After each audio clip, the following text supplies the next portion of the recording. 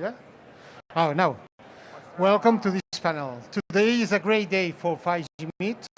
It's a presentation of our project. It's one of the corridors that are part of the ICT 53 call, and one of the 7 European corridors in Europe that are working towards the future infrastructure and mobility in Europe. Okay? I'm Raúl González. I'm the project coordinator of 5G Meet. And the project, we are 21 partners in the project from 7 countries to make a reality this slogan: the future mobility in the Mediterranean cross-border corridor, and to be the reference for the rest of the corridors in the future. Okay. The main target that we have in 5G Meet project is design a common road and railways 5G infrastructure architecture with the proven sustainable business models, demonstrate investment viability and scalability potential. That's quite important. It's not only a technological project. It's a project that tries to be a reality in the rest of the more than 20,000 kilometers of corridors in Europe. And that means that it's necessary to work not only in the infrastructure and the technology, but on the other side, on the business model, deployment models, and work with all the stakeholders that will use this infrastructure in the future. And that's something that is crucial for us. It's not only a technological test, it's more than that. The architecture that we are designing in this project respond to 2 walls that actually are working in a separate way: CCAM and FRMCS. That means one infrastructure for 2 walls, like road operators and railways operators. That's crucial for the sustainability of the projects, taking account the importance of the new mobility and the coordination between those 2 walls. It's quite important to have a service continuity in all the conditions and independently of the strategies of each one of the operators that have in each one of the sites of the countries. In that case, in the coast border. Okay?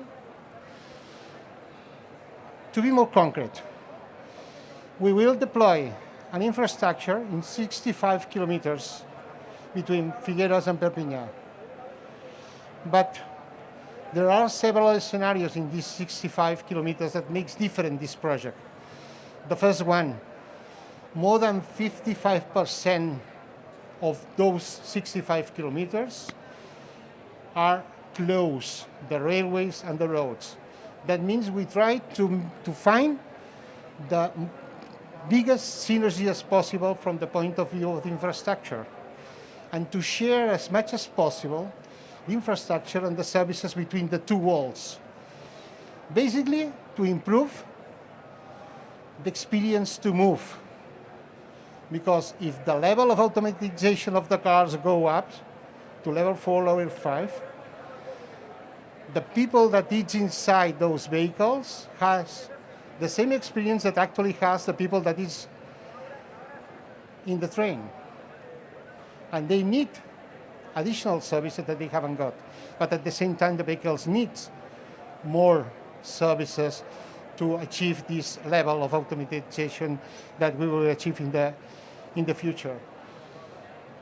The rest of the infrastructure, we can think that it's normal, but we have one issue that is quite important. We have 8 kilometers of tunnels between Spain and France that the high-speed train spend 96 seconds to cross that tunnel. And we want to achieve a service continuity in that tunnel. And that's crucial. That's something that is differentiated from another kind of projects. And it's something that it's a great challenge for us. There are a lot of things around that. Great part of the roads and the railways hasn't got access to the energy or the power that is needed for the telecom equipment. And we need to find solutions to deploy this infrastructure in the most sustainable way. And that's another point where we are working during the project, okay? And obviously, the combination of different technologies and has this service continuity across not only 5G networks, but at the same time, C-B2B networks or ground-to-train communications and improve this user experience inside the train. To do that, there are key elements that we will use it during the project. The first one is, and one of the most important, is the use of AI in different aspects. The first one, in the TMC management, or in the video analytics that it's needed to understand what is happening in this area and to provide this information from this video analytic to the vehicles, but at the same time, from the point of view of the network, where you need to understand what are the resources in each moment, how the people is moving during the travel between this cross-border, and then provide the services in advance to them with the risk to not have this service continuity that we set, okay? And obviously, the great challenge is this roaming using these 5G standalone core networks between the two countries, okay? That's one of the points that actually it's needed to work very hard on it. And the last point is the different strategies in each one of the MNOs that has in each one of the countries, makes that this infrastructure could be more challenging, not only for the roaming point of view, but at the same time to achieve this latency that is needed for this kind of services that we will provide it. That's in great part, which is a project. And sorry, I left one important point. To do that, it's necessary to have a very robust orchestration systems, because there are a lot of elements that it's needed to orchestrate and be ready in the right moment to provide the services that each one that is moving in this area want, okay? Okay, that's a synopsis of the project. The challenge that we have in the project, we are very enthusiastic of this project, and this is the presentation for the project. Okay, to do that, we will have an exciting panel with different partners that it will be introduced by Monique Calisti. And I invite to Xavier Daura and the rest of the panelists to start the debate. Thank you very much. Good afternoon, everyone. It's my pleasure to be here today and moderate this panel. I think we've heard a little bit of an overview of this very complex and articulated scenario. So this will be a hybrid panel. So we have a couple of speakers here with us. Raúl González Prats from Cellnex that, as you know, already introduced the project. But remotely we have Christian Mikas from the European Commission, from DigiConnect. Good afternoon. I hope that you can hear us well. Christian, can you give us a sign if you can hear us? Yes, I can hear you very well. Okay, you're frozen, but we trust you hear us. Then we have, unfortunately, Pierre-Yves cannot be with us. He had a little accident. We have Xavier Daura here with us live. It's not a hologram, so don't mix it up. Then we have Oyun Chimeg Shagdar from Vedecom, and then we have Tomeo Sabater from Mobile World Capital. I would kindly ask you, when it's your turn to speak, to give a few words about yourself. You're much better than me in this, I'm sure, to talk about yourself. And now I would like to begin with a first question to Christian about how is this project, the 5G MED, actually answering to the Trans-European Transport Network 10T ambition? Thank you very much. I'm Christian Mika. I'm working as a senior policy officer at the European Commission, DG Connect, in the Future Connectivity System Unit, and I'm in charge of coordinating policies activities in the area of connected and automated mobilities and 5G corridor deployment. So I'm very grateful for the organizers and the 5G Med team to share with you some insight and views on EU policies in support of 5G-enabled connected and automated mobilities and 5G cross-border corridors deployment. So indeed, 5G Med will have a very important role along with the 6 other Horizon 2020 cross-border trial projects that are currently testing and validating 5G-enabled connected and automated mobility use cases and solutions, preparing for the large-scale deployment of 5G corridors, deployments that will benefit as of this year from the funding of the Connecting Europe Facility Program over the 2021 to 2027 period. So in that respect, 5G Med will provide very useful insights, lessons and results preparing for this large-scale deployment. The vision is of a pan-European deployment of 5G corridors for connected and automated mobilities. I don't know if you can see the map on the right-hand side of the screen. Okay, I can see it from there where I am. But basically on this map, you have a combined length of 26,000 kilometers of corridors, for roads, rail, inland waterways that spans across Europe and which will materialize the vision of the 5G corridor in support of connected and automated mobilities.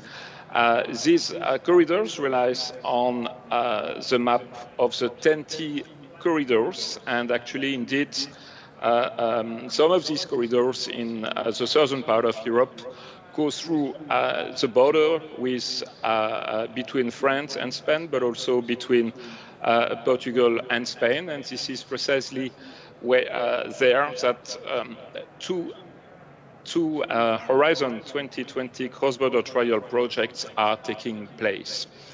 The vision relies also on the integration with edge computing, with a view to achieve short latency through the decentralization of the cloud capacities, and the integration with the European Federated Cloud with a view to contribute to the development of the mobility data ecosystem in Europe. This deployment will benefit from the support of CEF. As I said, it will be mostly driven by the private sector, and it will benefit also from other EU fundings, and in particular the economic and recovery facility. I will stop here. I'm happy to respond to further questions. Thank you, Christian. I think this gave a good overview of the size and the ambition and the challenges ahead. Raoul, can you give us the perspective of 5G Med on this? Oh, we have a lot of expectations on 5G Med project, because at the end, it's a real project. We have two different strategies, like I said, from the MNO perspective. In Spain, we have what we said regional office strategy, but in France, we have a local strategy. That means that we only have one point in all the corridor where we collect all the data from the different, from the area of the antennas, and then the MEC is only one in that place, and we need to complement with local MECs that we need to coordinate. On the French side, it's totally different. It's a 5G network. Think on have all the benefits of the local breakout and achieve these low latency requirements that the autonomous vehicles will need it in the future, or the projects or the users applications that need a very low latency, okay, So- like virtual reality. So And clearly, that's so challenging. so clearly there's a lot of challenges that go beyond technology. They are covering infrastructural policy, regulation aspects, standardization aspects. I guess we will hear more during the talks. If you allow me, before we continue, now it would be the time to watch a short video because 5G Med is not only technology, it's also about building up technologies and solutions that work for specific use cases.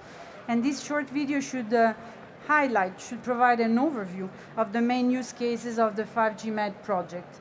I think we will see it in a second. I hope that also our remote panelists, we will see it.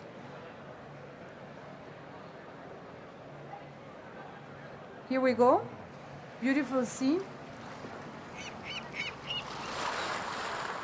The Figueres-Perpignan cross-border section sustains 55% of the road traffic and 65% of the railway between the Iberian Peninsula and Europe. 5G Med's primary goal is to demonstrate the applicability of CCAM and FRMCS across the cross-border corridor through a multi-stakeholder computer network infrastructure deployed by MNOs, neutral hosts, and road and rail operators. The remote driving use case will demonstrate that automated driving on highways can be performed in complete safety through two phases: the automated execution of the minimum risk maneuver (MRM) and the teleoperation of the vehicle to reach a safe harbor. Road infrastructure digitalization's main aim is to set up sensors to enable road operators to execute intelligent traffic management strategies that ensure uninterrupted, safe and efficient mobility in a situation of mixed, conventional and automated traffic. FRMCS's goal is to demonstrate representative FRMCS performance and business application services using 3GPP REL 16 support. Follow Me infotainment will enable in-car entertainment and an extension to potential virtual reality applications. Additionally, this will include enriched multimedia content such as audio, 2D videos, 360-degree videos, 3D models, etc., and keep in contact with friends and peers.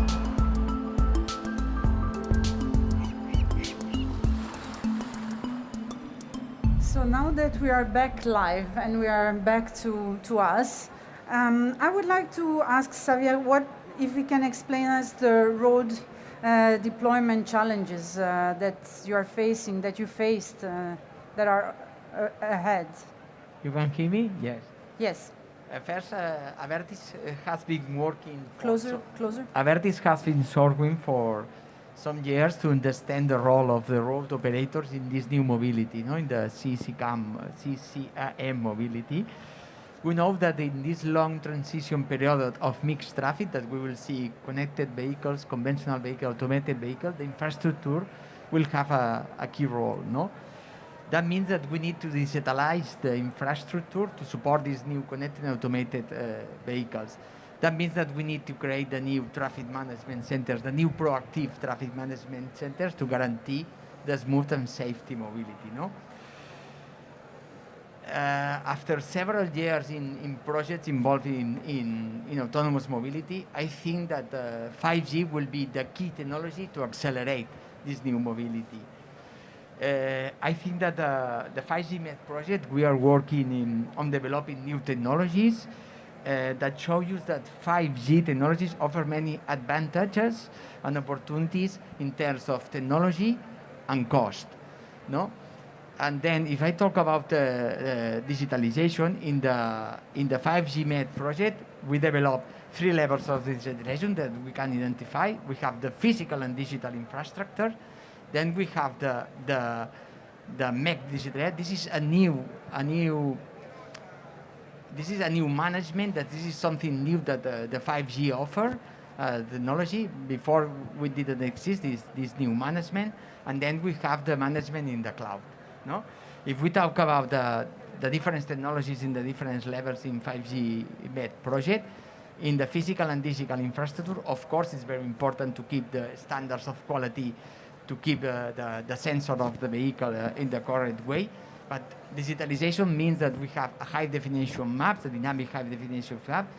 We need to transform the physical elements in digital elements. And of course, it's very important, and this is something new in this project, is the counting sensors, no, that transmit data in real time to the traffic management centers with the objective to have a microscopic or macroscopic perception of the traffic together with the connected vehicles. In 5G MED, we are developing a smart sensor using a single cameras installed in the site of the infrastructure. These cameras are covering all the lanes, and then transmit in real time and streaming video in the MEC. This MEC is the second level of management, and using video analytics through the intelligent artificial algorithms with neuronal algorithms, we transform these images in data. Data such as count vehicles for lane, speed, category. Of course, we can detect an accidents, queues, and animals. The objective is to manage all this data. Now, thanks to the 5G, we can transmit all this video, and we can manage all this data in real time. Then this is something new that we are using, the sustainability. All these cameras are powered by solar panels. The objective is to have smart sensors without any cable, wireless communication, green power. No, if we talk about the infrastructure on the MEC, this is something very new in this project. In the 5G MEC, we are developing the first micromanagement strategies that cover only a specific section of the infrastructure. No, in this MEC, we are developing all the video analytics technologies using the artificial intelligence algorithms. We are developing the mini hubs to collect all the data from the connected vehicles and from the cameras. And we are developing the micromanagement, in this case, in some use cases that need a very low latency and are focused in safety. For instance, if we detect an accident for the cameras of connected vehicles, we can transmit traffic strategies, vehicles around this area. For instance, speed recommendations, change of lane, something like this. No?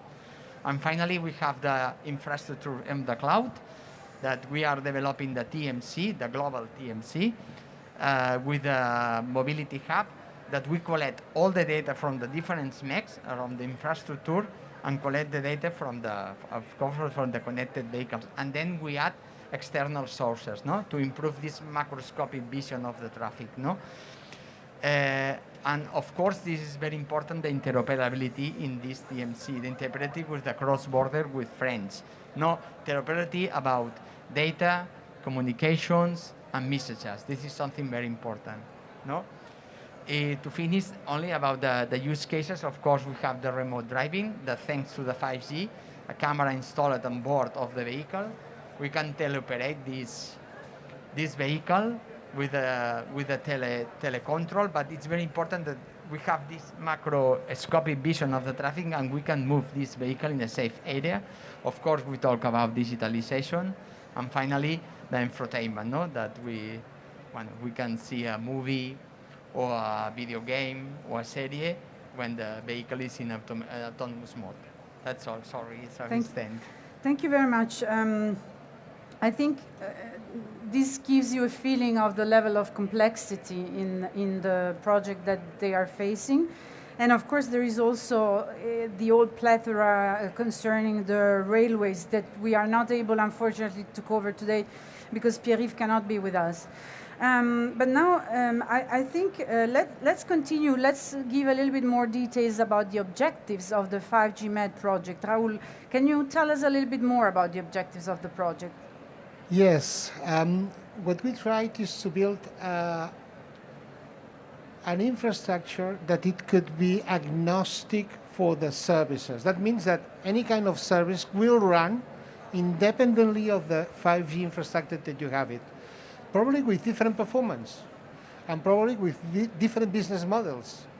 But that's one of the objectives of the project, is to show the ability to have a service continuity in different 5G architectures. These have this service continuity and at the same time evaluate what are the key parameters that the user appreciate when it's changing from one technology to another one, what are the economics to deploy this infrastructure and to maintain this infrastructure, and try to find the maximum synergies as possible between the railways and the road sector, because we need to take in our head that great part of the big infrastructure are very close.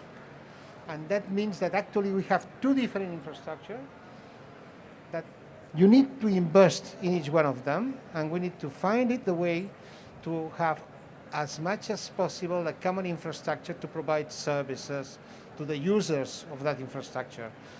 Probably there are some services that it couldn't share not all the infrastructure, but a great part of them. For example, in FRMCS, there are critical services that probably it doesn't use the same antenna because they are using a different frequency, but probably can share the edge nodes that are in the sites, or can share these sites in both sides, in railways and in road sector. And that's one thing that it's quite important to accelerate this deployment of this new infrastructure in the future in Europe. And it's a key point to work on. It's which is the maximum of shareable infrastructure to deploy these 26,000 of kilometers that Christian has said before. Yes. Maybe, Oyuna, you want to add something here with respect to what Raul just introduced us? Yes, good afternoon, everybody. So I'm Oyuna, I'm a student at Vidicom. So Vidicom is a French public-private institute supported by and working with around 50 French actors in the mobility domain. So that includes Renault, Stellantis, Valeo, and also the road operators and Fancy Autoroutes, and also the mobility service providers, so RATP, Transdev. So what I can say from our working with these partners, different actors of the mobility domain, that 5G, we're working with 5G MED project is bringing obviously new services for this CCCAM automotive domain and also the railway domain, and even in the CCCAM domain. It's something we've never seen before in 4G. What they're requiring is the functional safety, 100% reliability, and the service continuity. So if you talk with the Stellantis, we don't want basic for service. We want guaranteed service, 100% service. That's why we're working 5G MED project, hybrid communication, because we can say that 5G is great, that can bring, it has huge potential, but we cannot ensure 100% reliability with one technology alone. That's why we are hybriding with the CV2X, satellite communication, and so on. To do so, what we are doing the orchestration, we are doing the bandwidth aggregation, and also artificial intelligence is being used to ensure the reliability. Another point that I can say is that more coming from the RATP, Transdev, Navia, and EasyMile, they are operating automated cars. Responsibility is they have to ensure it's on their side. They cannot let vehicle be not connected, stand alone on the road. It's not possible for them. They want to have 100% of connectivity. Maybe in some cases with degraded quality. Maybe if not we don't have the high bandwidth connectivity, that's fine. But we need to ensure the service continuity for those types of mobility. To do so, we again working on this different hybridization and also seamless handover that's been working in the project. And for the railway side, we are using satellite communication to ensure 100% coverage and continuity. Thank you very much, Uyuna. Now I would like to ask something which is very central and very dear to the discussions we are having on the environmental side. Christian, can you give us the European Commission point of view about environmental concerns behind this big ambition that is connecting the whole Europe with 5G corridors? Sure, thank you. Well, as you know, in December 2020, in December 2019, the Commission adopted the European Green Deal, and whose overarching aim is for the European Union to become the world's first climate-neutral bloc by 2050. And it has goals that extend to many different sectors, including transport, by making transport smarter. And actually, the Commission has underlined in its strategy on smart and sustainable mobility the specific contribution made by 5G-enabled connected and automated mobility to improve road safety, optimizing road traffic, and reducing greenhouse gas emission and traffic congestion. So this is the context and the, I would say, overarching objectives and the challenge with 5G. You can look at the contribution of 5G to sustainability through different perspectives. One is, of course, the contribution of 5G to the reduction of energy consumption of mobile networks, because, as you know, the mobile networks as such are in the telecom sector the systems for which there is the highest energy consumption. And in that respect, the shift to 5G is expected to reduce the energy consumption as compared to 4G. And another, of course, important aspect to take into consideration is the contribution in the use of 5G to the different sectors, and in particular transport sectors that I mentioned. There are several, I would say, elements to consider. One of them is, of course, the use of the renewable energies in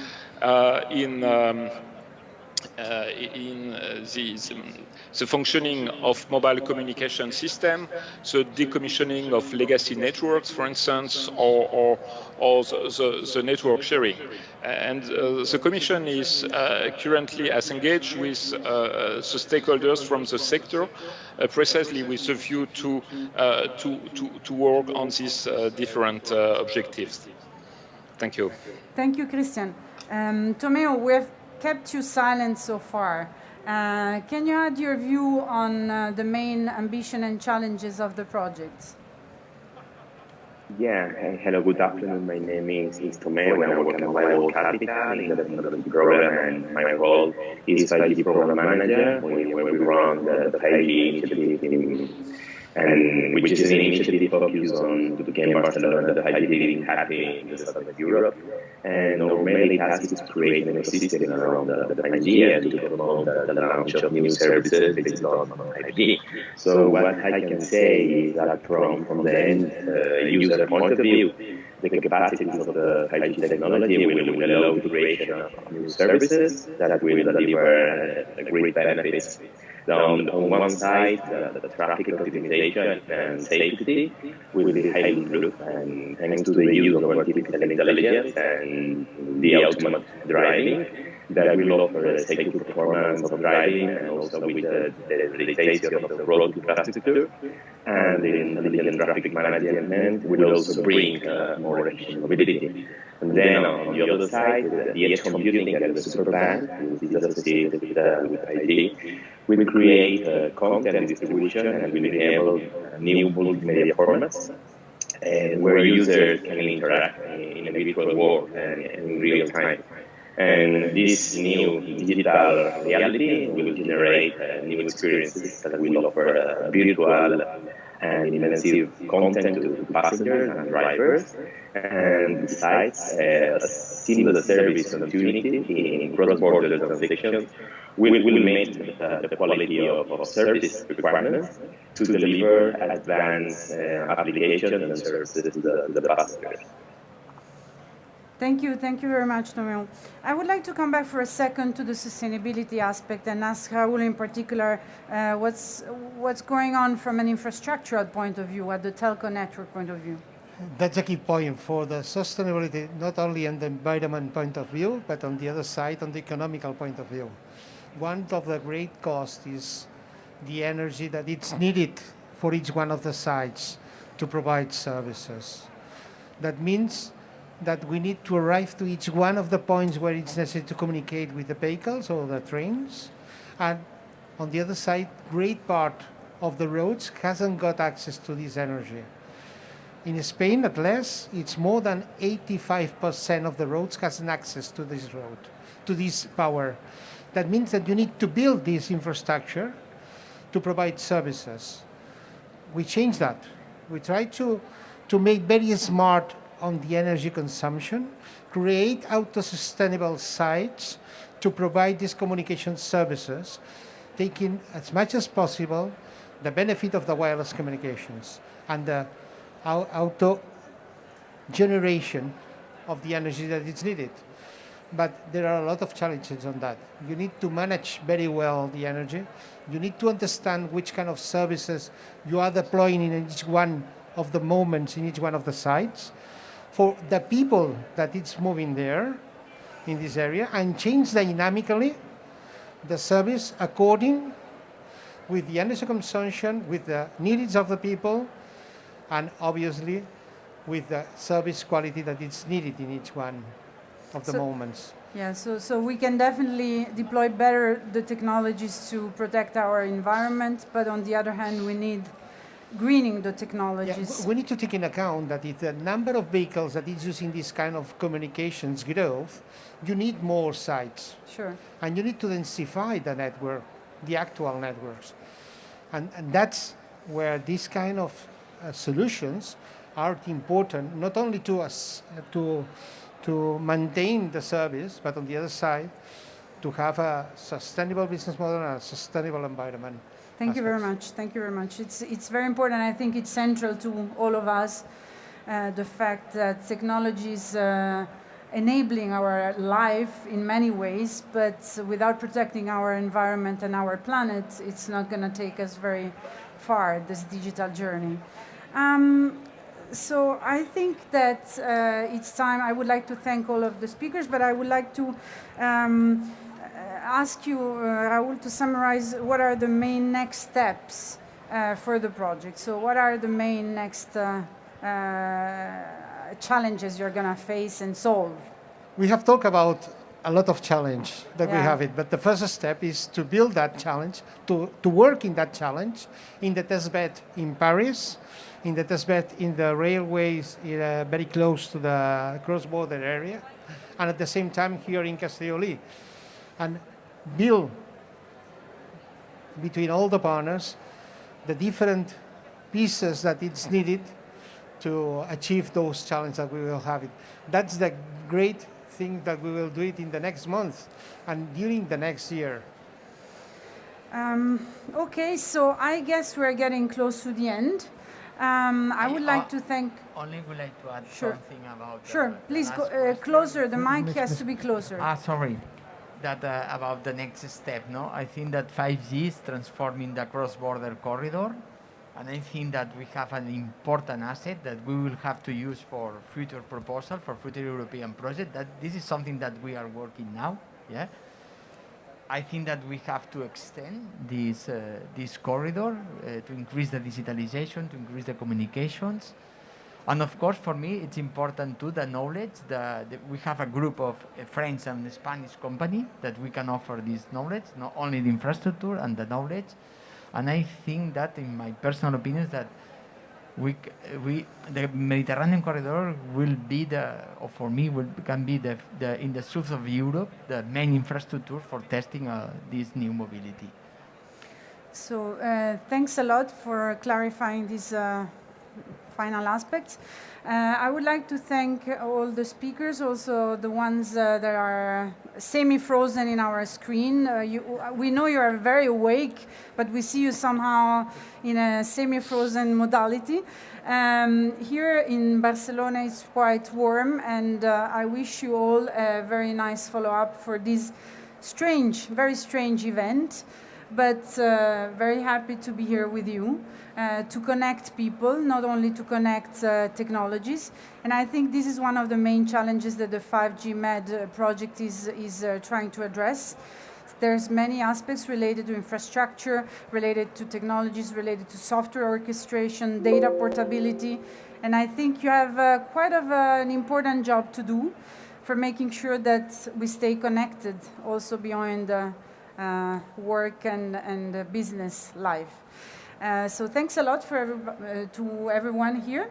Thanks a lot to the Mobile World Capital for hosting this panel. Thank you. Thank you. Thank you. Thank you very much.